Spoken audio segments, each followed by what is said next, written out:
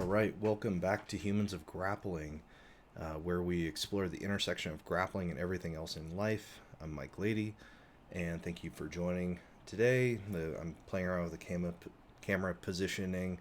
I don't know, maybe if it's closer to my face, maybe there's more engagement. Who knows? Um, but yeah, here to talk about this interesting concept I was chatting with some friends about this week about the ecological approach and how like video games have used this over time and how the tutorial level has always been a thing. And I don't know, I was debating with some friends back and forth, is is a tutorial level drilling or is it like actually practicing the thing?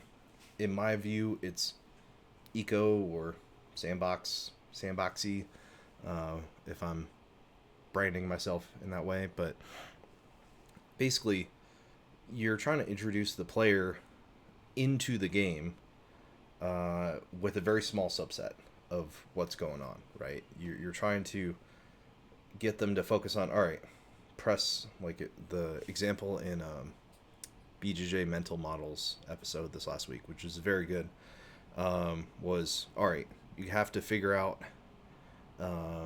Mario jumping, right? Like you don't know what Mario can do if it only scrolls to the right and it you jump on an enemy to kill it, right? Like there's all these things that are kind of built in that don't have explicit tutorials, or don't have explicit text on them. So they had to get people to understand, okay, if you press this button and initiate this action at a certain time, it's going to have this effect. So, um, I mean, with the constraints of uh, whatever Super Mario on the NES, they had very limited storage capacity, so um, they couldn't talk like they couldn't have a ton of text in there because like that's pushing the limitations of the system. But now we have manuals upon manuals of all kinds of stuff for video games and in game and out of game, right? Like I remember growing up with my brother, we would buy these strategy guides, or my mom would buy us these strategy guides, and we would read them outside of the game. Like I probably spent more time. Well, maybe not more time in the like reading the strategy guide than playing the game, but it was a way to play the game without the game, right?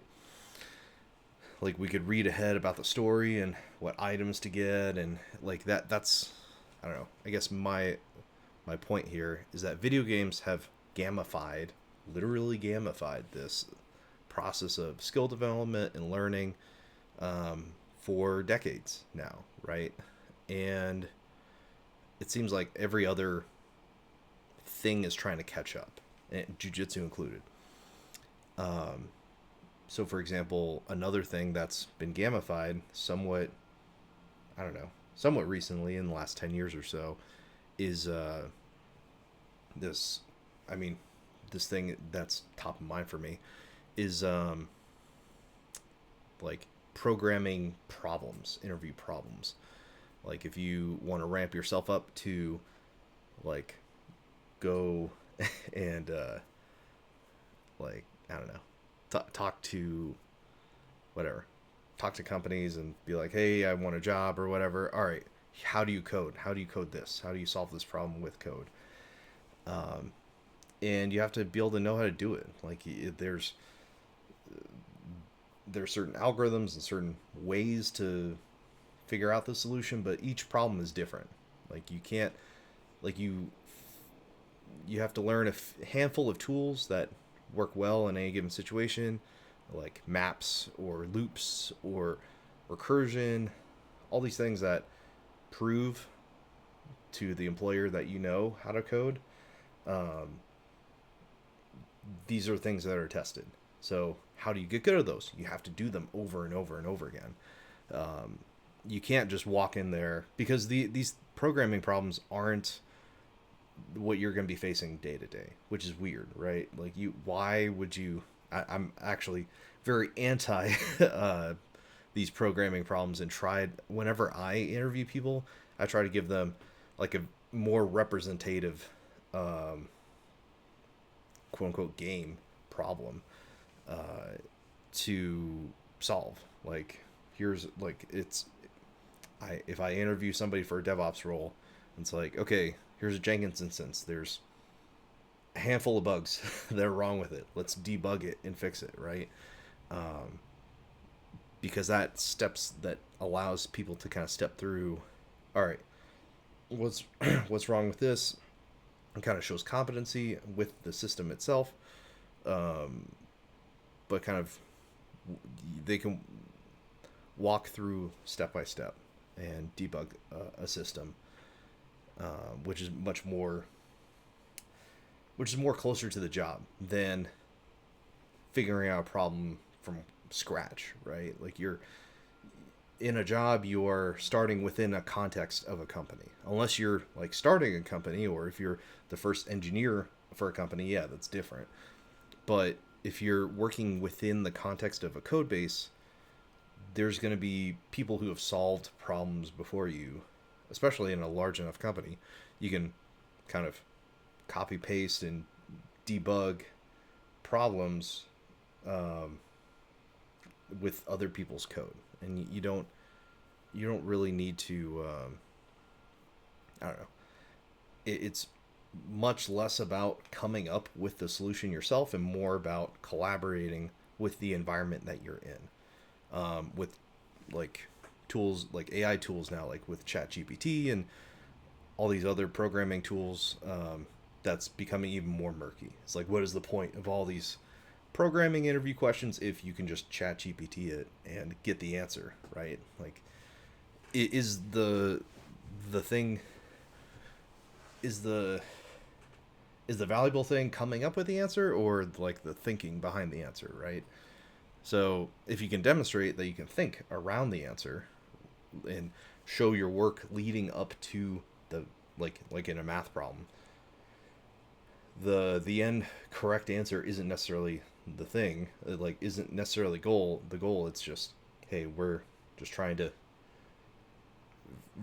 view your like get a insight into your head of your problem solving strategy, right? So this is a long-winded way of saying some games are good but others are better, right? And for that some things are closer approximations to the real thing than others. So for jiu-jitsu, finally bringing it around to jiu-jitsu, now we've gone through two different games, like the like actual video games, more or less programming quote unquote games to do well in interviews. And then now jiu-jitsu games. It's like, okay, what's the actual environment going to be like? What is the environment that you're training for? It's a very valid question. Some people, they're not going to do competitions, right? Like they're not competitive. Then their environment is just being good teammates and being staying healthy, and like their goals are different than like competitors who are going to be rolling to a particular rule set, right? They're trying to get their game to match a rule set as closely as possible, right? And they should know all the ins and outs of said rule set for a like the maximum probability of winning, right? So for like day one intro to jiu-jitsu, pin escapes are probably the best tutorial level. It's like, okay, somebody takes you down or you slip on a banana peel. How do you get up? How do you get somebody off of you if you end up somehow end up on the ground and now you're getting punched or whatever the situation is, you're getting pinned down. How do you get somebody off of you? This is like the most real, like this is actually like the most basic kind of like quote unquote Gracie challenge type of deal, where the apocryphal story is like Hickson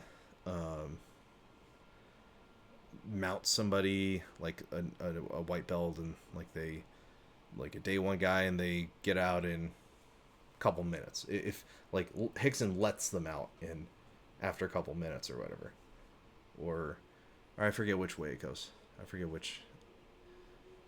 Anyways, they do the same game like back and forth. It's like, okay, Hickson just fucking escapes like they're not even there, and then he just stays on them indefinitely, right? That's the biggest kind of eye opener of jiu-jitsu, is like, oh shit, this person can control me against my will, and there's nothing I can do about it if you're walking in as a day one white belt. So that's like probably the best tutorial level that we have in jiu-jitsu is, okay, this is what jiu-jitsu is about. It's this pinning, and then like Greg Souders kind of breaks this into three segments. All of jiu-jitsu into three segments, which is, I think, is brilliant. There's pinning, there's guard passing, and there's standing, right? So I think the tutorial level of all of them is probably the most basic situation in each. Is like pinning, okay, mount and mount escapes, guard passing, so like open guard. Like open guard, like I've done this with a few friends who have been like tried jiu-jitsu, and they're not really, I don't think they've ever really like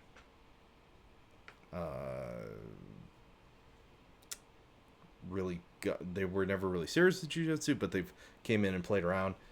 I'm like, all right, get around my legs.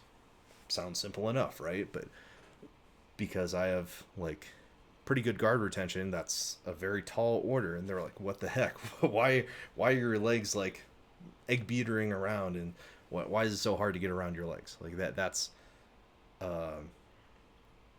like a very hard game for anybody coming in off the street and then trying to pass the guard. Is like, that's a mind blower too.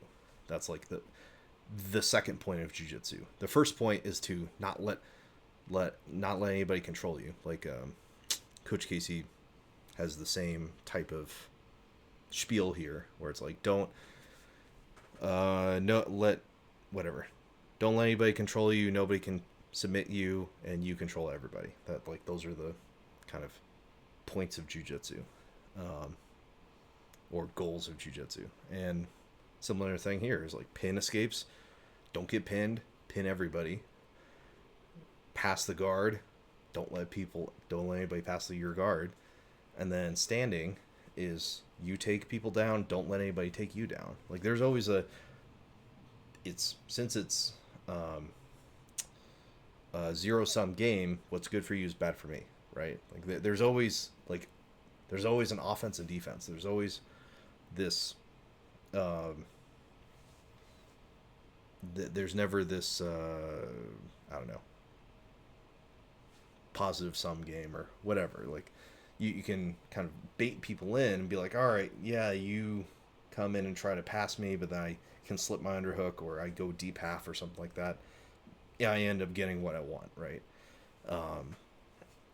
There's always like, somebody's winning, somebody's losing. Somebody's in a better position than the other, right? So, tutorial levels, yeah. So we have pinning, pin escapes, guard passing, standing would be, I don't know. I think a super basic one would be get to a front headlock. That, I think those are very underutilized in a jiu-jitsu context, even though we think we do, but we don't really mix it up enough. Like, the most standard thing in the world is just two heavyweights going head to head, locking head to head, just trying to pull on each other's necks, and we're just clubbing each other the whole time. I don't think that's like, that's the most boring way to go about it. I think opening up opportunities for front headlock makes it much more interesting. And a game that I like playing is getting 2-on-1s. Just like the Greg Souders calls it the periphery. I don't totally, I don't know, maybe agree with that. Like I understand what he's getting at, and like he's made this kind of conceptual framework of jiu-jitsu for himself, and like this is how he describes jiu-jitsu, and grappling, whatever you want to call it. Um, Attack periphery, get to control center mass, then re-attack periphery. That's jiu-jitsu. But I think we can go between periphery too, right? If on the first segment is like, okay, we're trying to get to the get past the arms and legs and head into like a body lock situation, right? We're trying to control their body. But I think the a 2-on-1 to a front head, that's pretty good too, right? Like that's nothing to be too disappointed about. So I think setting up, not just going straight for the front headlock, but setting it up with arm drags or rusher 2-on-1s or some other type of like, or even a shot, like you shoot, they defend, you come out, you're in bottom front headlock, you can drag out, you can do different things to keep attacking and to keeping them in a defensive cycle. This is like a Danaher Gordon concept of like, the more you're doing stuff, the less they have to address it, and or the more you're doing stuff, the less they can do their own offense, and the more they have to address it. So if you're so anyways, where I'm trying to circle back to is like the entry level tutorial game for standing, which is beginning 2-on-1s, right? Just okay, you try to use your two hands to control their one arm and see how fucking hard that is, right? Against somebody who doesn't want to be controlled. It's not a like they're not a, the whole point is that we're agreeing to like fight, to like not go along with what we're doing, right? It's being non-compliant. So I think there's this concept of making tutorial levels in everything in life would push the world towards a much better place, right? I think this whole having the safe, I'm gonna plug my my own service here, Sandbox to play around in. We're defining the outside, like Sandbox BJJ. If you don't know, it's my online school community, and I have courses on there currently around the IBJJF, but I'm gonna have more courses soon around ADCC rule set, sub only, EBI, all kinds of things to help you focus on whatever you want to focus on in terms of jiu-jitsu, right? But the concept of a sandbox that I came up with this thing is kind of getting rid of all the ecological, people hate the ecological terms, the baggage. Oh, this is nothing new. This is just situational sparring with constraints or whatever. It's like, yeah, it is, but let's just kind of describe what we're trying to get at. Like, outside of the technical jargon and whatnot, like, let's try to get down to what are we doing here? We're defining a boundary, right? Like, we're drawing a box around a thing that we want to get better at. And then in that thing, we have to be able to do the thing over and over and over again. Because we have to be able to try and fail. We're going to have to try and fail at least 100 times. Like, to be honest, with anything, to even start to get the inkling of success, right? We have to like in my job, I developed this kind of sense of like, okay, I'm gonna run this build, and then if it fails, okay, I have to run it, change something and run again. All right, something failed, something different failed. All right, change something and run it again. And I found over time in my job, I didn't even know this was like a real thing, but I usually solve the problem around like 50 to 100 builds. So in my head, this is when I was like a junior engineer. I was like, okay, I'm just gonna like not be frustrated until I get to 100 builds. Like I don't have the right to I don't know, be upset until I get to 100 builds. And usually finish all my problems within 100 attempts, 100 success trials and errors, right? So the but this is like other people have like described this phenomenon as well.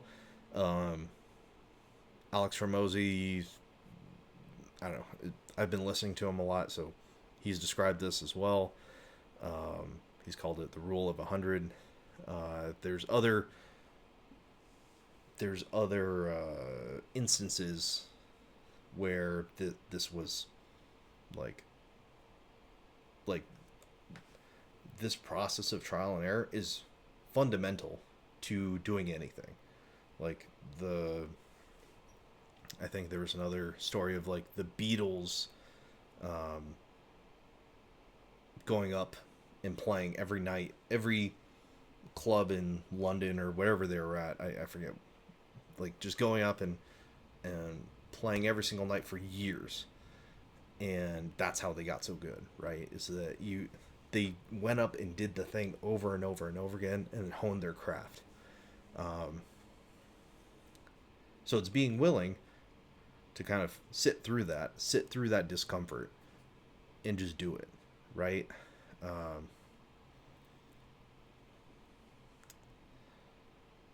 So the sandbox is a safe, a safe place to be uncomfortable, right? I guess that's my way of describing it, is that we're drawing a boundary around, okay, I want to work on half guard, or I want to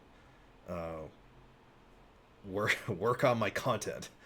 Okay, I'm gonna draw a boundary around what is and what isn't the thing, right? Or I want to work on, I don't know, whatever you want to work on. I want to work on my relationship or whatever. Okay, these are the actions I'm going to focus on taking, and everything around that, I'm going to call that out of bounds and reset. We're going to, as soon as we go outside of the box, we're going to reset, and we're going to go back to the middle, and we're going to work on what the sand in here. We're going to try to build up some things. We're going to play around with it, and it may get messy. It may like not work out the way we want to. We can always just wipe the slate clean and reset.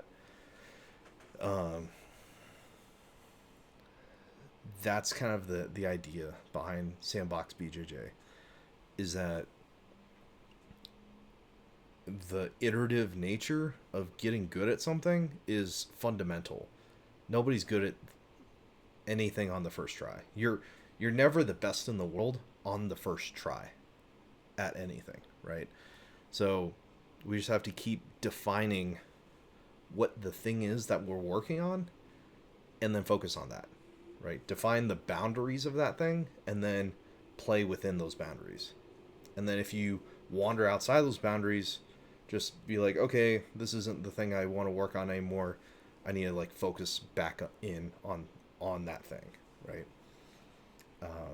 So this is jiu-jitsu games, this is video games, this is writing, this is whatever it is. Like, we have to kind of be on task, and this is what I believe is like a fundamental way that we learn.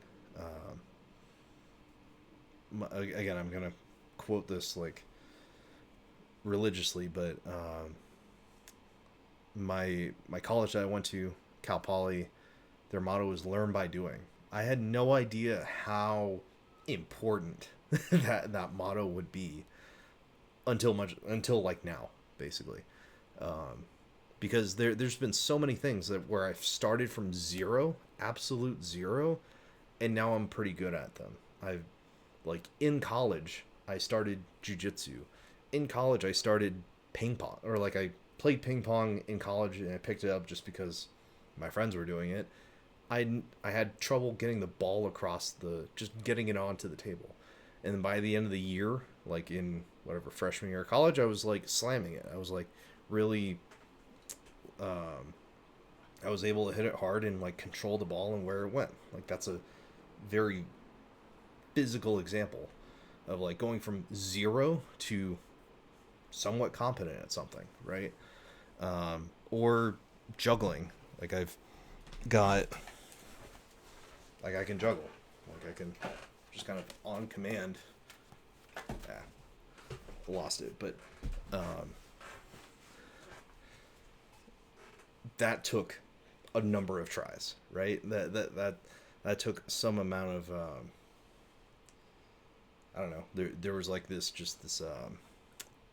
seminar at work where this dude was talking about getting good at stuff, and his I think he was like the CTO, one of the CTOs at work, and I forget exactly what he was talking about.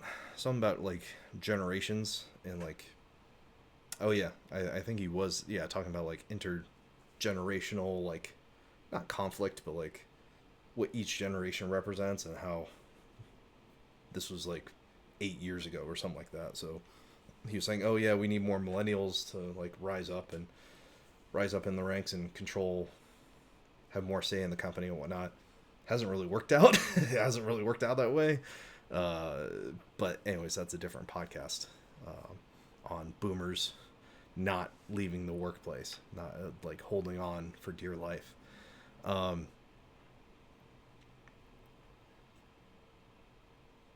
So yeah, I learned how to juggle, I don't know, over the course of a day, like a couple hours, and I just kept working on it, and I just got one, got two, and I just kind of developed that, going from 0 to 1, going from whatever 3 balls, like a I had to do the thing over and over and over again. I wasn't drilling it. You could say, I don't know. This is the tiki tack. Like, okay, what is a drill? What is a game? And it's like, I don't know.